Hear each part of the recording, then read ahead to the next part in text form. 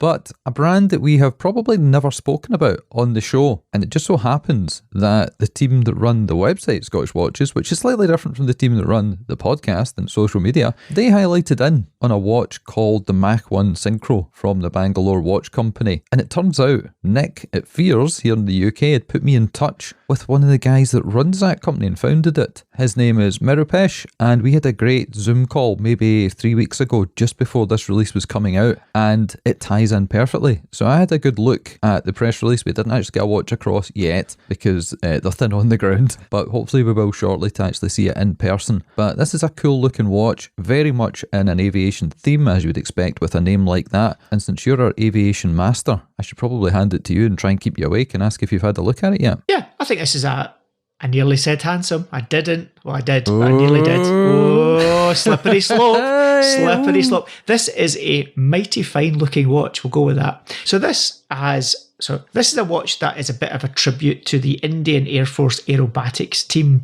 I guess many people will have their own team that they favour. In the UK, it tends to be the Red Arrows. In the US, it's either the Thunderbirds or the Blue Angels. The French have their team. The White Flags. Merde. So this new model is the MACH 1 Syncro and is, a very traditional looking pilot's watch in many respects. You've got this kind of 60, 05, 10, 15 going round the dial.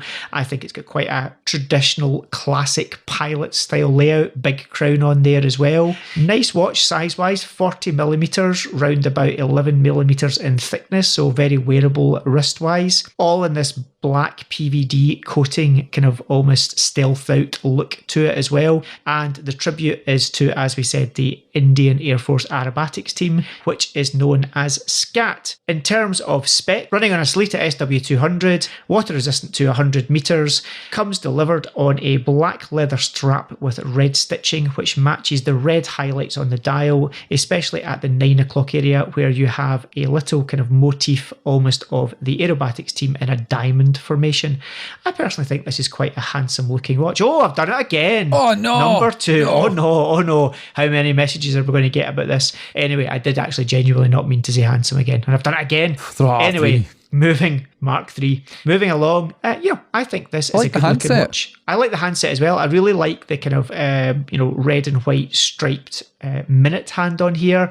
The images I can see of the watch, as we've not actually handled one yet, but the images of it at night with the lume glowing look to be very readable at night. I actually think I am looking forward to getting one of these in hand. It's probably fair to say that a lot of people, if they heard Bangalore Watch Company, would maybe tut or have a little degree of disdain, but I think it's definitely worth checking out the show notes, having a look at this. This is a very good looking watch, and India is a massive country with a big industry both in engineering and technology, so there's absolutely no reason why these guys can't produce what is a world caliber watch, and this one to me is a good looking start for them. This is not a new brand. They've done some watches before, but this is the first one I guess that's really come across my radar. What do you think of it? Really like it. It's stealthed out. It's got vibes of Reservoir with the colour schemes, the aviation. We speak to lots of different brands that tie in with that side of things. This one with a handset and everything, I really like it. And the formation pattern at 9 o'clock is definitely a winner.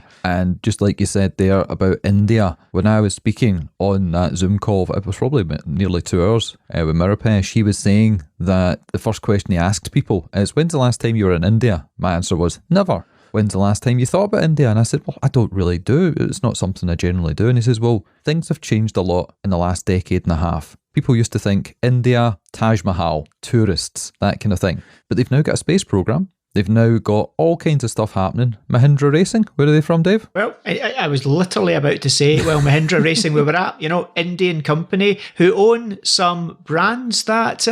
Pininfarina? BSA motorcycles? Yep, I was going to mention those as well. You beat me to it again. But, these are companies that are leading the world. And in fact, we did